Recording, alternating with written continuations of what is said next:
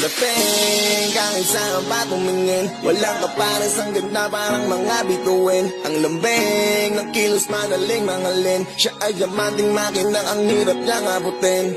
At siya yung isang dalaga, pangalan Esmeralda. At sa buong barkada, siya lang ang nakatsamba.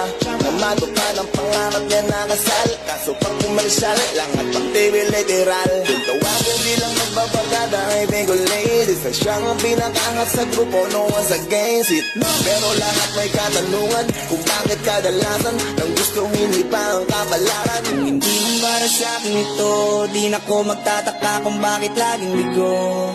Ako ay lagi lamang naririto, kahit na nahihirapan na ang sarili ko. Ay handa kong maghintay, kung kailan ibibigay, pero kung di man para sa akin ito, kahit na anong mangyari, ako'y naririto. Pakita ng istorya nitong si Ruby, tipo ng babaeng hindi basta tipikal lang. Top of the class at di siya nagpapahuli, pero gaya ng iba na merong ding napagdaanan. Siya'y dalagang matalino na tapos sa medisina. Malawak ang isip niya ngunit may pagkataklesa. Minsan ay umasang balang araw makasal sa isang tao na pinangarap at lubos niyang minahal. Ngunit di niya inakalang dadanas ng kabiguan ng mapag-alam ng sa nobyo niya'y may di siya nalalaman na taliwas sa inakala ang lihim nitong katauhan. Ngunit babangon siya anumang pait ng kapalaran. Hindi man para sa akin ito, di na ko magtataka kung bakit laging bigo. Ako ay lagi lamang naririto, kahit na nahihirapan na ang sarili ko. Ay handa kong maghintay, kung kailan ibibigay, pero kung di man para sa akin ito, kahit na anong mangyari, ako'y naririto. Siya daw ang pinakaswabe, yan ang sabi sa kwento. Kung titignan para walang depekto, yung korte perfecto. Kaso tiyempo di na pwede kay Pedro, kasi nagpamahalit siya sa kumbento. Kaya mukhang hindi na, para kay Adlan ang kutis balerina. Malabo nang maging tulad ni Zorin at Carmina. Binalutan at mukha niya na lamang ang pwedeng makita. Nakarating na sa altar kaso nga lang bilang Maria. Pinangarap kong makarating ng kasalan, nangyari kaso lang sa ibang pagmamahalan. Iba man ng dahilan bago ko pa maranasan, ayos lang kahit hindi binigay ng kapalaran. Hindi man para sa akin ito, di na ko magtataka kung bakit laging bigo.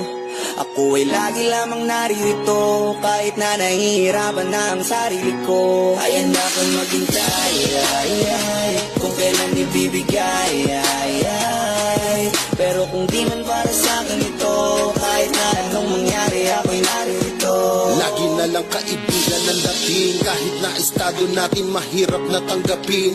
Ako sa iyo ay merong palihim na pagtingin. Matalik na kaibigang babae lang tayo, dapat hindi pwedeng kiligin. Pero bakit ba sa tuwing ikaw ay nasa tabing, tayong dalawa nagmimistulang lesbian na dating? San man tayo magpunta ay pinipicturan kita. Di ko akalain sunod na kuhay sa kasal mo na. Gusto kong sabihin Goldie, I'm happy, I'm always be here forever. Jade, I'm still ang best friend mo na chubby. Masaya ako na maging abayat sa iyong kasalan, na sa ibang kamay ibinigay ng kapalaran. Kung hindi man para sa akin ito, di na ko magtataka kung bakit laging bigo.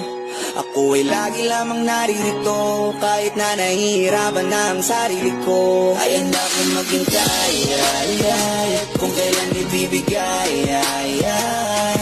pero kung di man para sa akin ito, kahit na anong mangyari, ako'y naririto. Nawawalan na siya ng pag-asa na meron pang tsansa, dapating ang araw na iharap siya sa dambana. Di naman daw siya yung tipong may nagkakandara pa, kaso mapaglaro pala talaga ang tadhana. Sa unang tingin walang hining, at kung tutukusin hindi siya kapansin-pansin. Sino mag-aakalang panahon ay darating, na siya pa pala ang unang aalain ng singsing. Bagay na minsan namang mararanasan, sa kanya pa nangyari ng di inaasahan. Kabaliktaran pala kadalasan, kaya huwag pangunahan kung ano